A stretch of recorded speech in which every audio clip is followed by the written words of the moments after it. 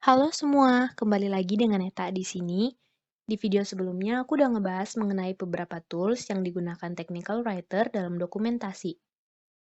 Di video ini, aku bakalan ngebahas tools selanjutannya ya teman-teman. Tools yang aku bahas kali ini meliputi tools untuk pengecekan grammar, dokumentasi online, dan manajemen data.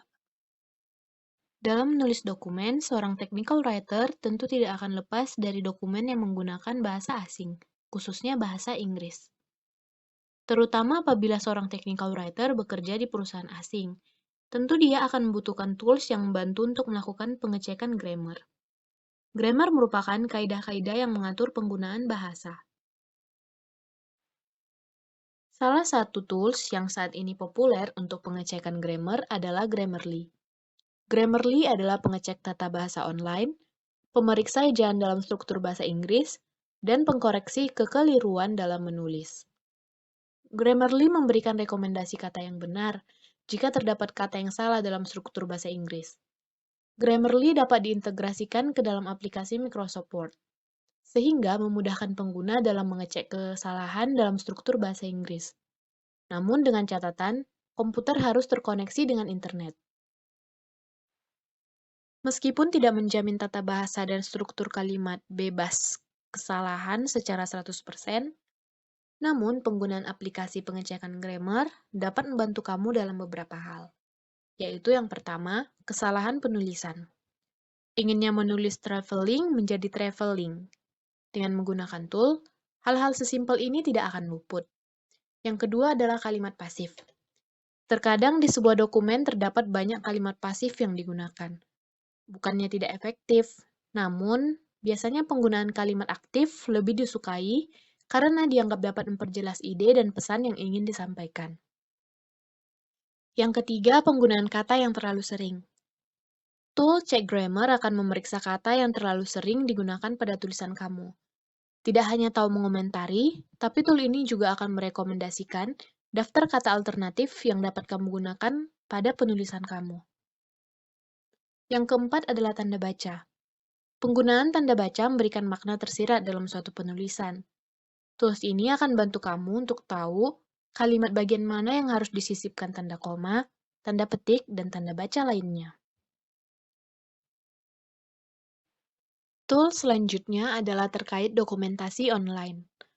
Beberapa tool dokumentasi online yang dapat digunakan technical writer antara lain, yang pertama adalah Google Docs. Google Docs adalah layanan pengolah kata yang diberikan kepada pengguna Google secara gratis. Kita pasti sudah familiar dengan Microsoft Word. Nah, Google Docs ini adalah versi lain yang memungkinkan kita untuk membuat, mengedit, dan membagikan dokumen tertulis secara online. Plusnya, Google Docs ini memungkinkan kamu untuk mengedit dokumen dimanapun dan penyimpanan datanya dilakukan secara otomatis. Beberapa fitur yang dimiliki oleh Google Docs antara lain, yang pertama adalah fitur download. Kita bisa mengunduh dokumen dengan berbagai format, seperti .docs, PDF, HTML, Zipper, maupun EPUB. Yang kedua adalah fitur share. Kita bisa membagikan dokumen pada siapapun itu. Bisa memilih siapa saja yang bisa melihat, memberi komentar, menulis, atau mengedit dokumen secara bebas. Yang ketiga adalah fitur offline. Tidak hanya berbasis online, Google Docs juga dapat digunakan secara offline. Jika sudah menggunakan fitur ini, kamu dapat mengupdate dokumen kapanpun kamu mau, meskipun tidak menggunakan paket data internet atau ketika sinyal sedang lemah. Nah, setelah kamu telah mendapatkan sinyal, maka dokumen Google Docs dapat kembali dilihat dan diedit seperti biasa dengan pengguna lainnya.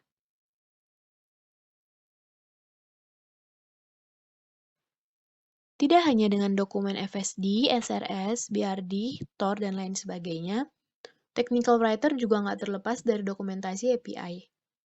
Tools yang digunakan untuk mendokumentasikan API yang tren saat ini adalah Swagger.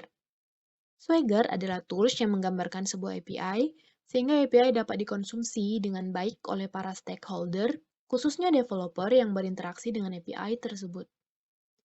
Dengan Swagger, pengguna dapat melakukan request dan mendapatkan result atau respon dari API yang sedang dibangun. Dengan ini, kita akan terbantu untuk menguji API dan membuat mock server selama masa development software dengan cara yang lebih efisien. Tools yang ketiga yang akan saya bahas adalah terkait manajemen data. Sebuah perusahaan tentu akan melakukan manajemen data. Mengapa? Mengapa manajemen data itu perlu? Hal ini dikarenakan tersedianya data secara aktual, akurat, aman, dan dapat diakses semua pihak yang memiliki kepentingan, sehingga dapat memenuhi keperluan informasi yang diperlukan oleh seluruh stakeholder. Adapun tools yang biasa digunakan technical writer dalam melakukan manajemen data antara lain, satu OneDrive. OneDrive atau yang sebelumnya dikenal sebagai SkyDrive adalah layanan cloud hosting yang digunakan melakukan hosting file di cloud yang dimiliki dan dikelola oleh Microsoft. OneDrive memungkinkan pengguna memiliki ruang penyimpanan virtual sendiri, tempat di mana pengguna dapat menyimpan file pribadi dan sensitif, berbagi file dengan orang tertentu, atau memilih untuk membuat file tersedia untuk umum. Yang kedua adalah Google Drive.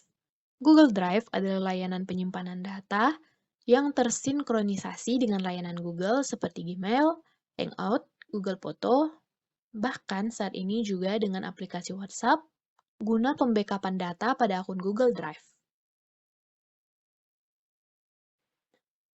Adapun beberapa fungsi Google Drive yaitu, satu, berbagi file, di mana kita dapat mengundang orang lain dengan cepat untuk melihat, memberi komentar, mengedit file, atau folder yang kita pilih. Yang kedua, dapat menyimpan link sebuah situs untuk dibaca di kemudian hari. Lalu yang ketiga, membuat catatan dengan menggunakan Google Keep. Yang keempat, tentunya sebagai wadah untuk backup file. Dan yang kelima adalah pengeditan file. Dengan Google Drive, kita dapat mengedit file seperti Word, Excel, atau PowerPoint. Namun, kembali lagi, tools yang digunakan tergantung dengan kebijakan perusahaan masing-masing. Tidak menutup kemungkinan perusahaan telah memiliki sistem penyimpanan data sendiri. Selain itu, aku juga mau berbagi sedikit informasi mengenai perbedaan antara OneDrive dan Google Drive. Ditonton sampai akhir ya. Perbedaan pertama adalah Google Drive didukung oleh Google Dokumen, sedangkan OneDrive didukung oleh Microsoft Office. Yang kedua, terkait kapasitas penyimpanan, Google Drive memiliki penyimpanan gratis sebesar 15 GB dan OneDrive sebesar 5 GB. Google Drive tersedia pada Windows, iOS, Mac, dan Android, sedangkan OneDrive tersedia pada Windows, Mac, iOS, Android, dan Windows Telepon. Jika ditanya mana yang lebih baik, jawabannya tentu sesuai dengan tujuan kamu. Namun, jika Anda sering menggunakan Google untuk melakukan pencarian dan juga telah memiliki akun Google, mungkin sebaiknya kamu menggunakan Google Drive. Oke, sekian dulu pembahasan tools technical writer dari aku. Semoga kamu suka dan paham ya. Sampai jumpa di video-video selanjutnya. God bless you all.